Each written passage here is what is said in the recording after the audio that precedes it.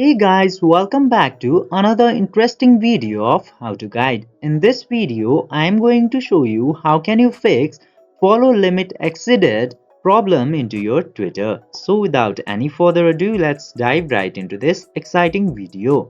Whenever you try to follow so many people at same time, Twitter will say this oftenly.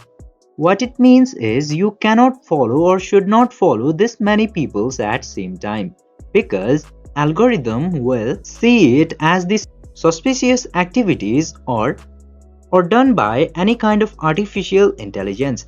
So in this case, you can only follow 400 peoples at a time. So if this follow limit exceeded problem is oftenly showing into yours, you should wait for an hour and try again after that. Even after waiting 1 hour, it doesn't help, you should try to follow other accounts the next day.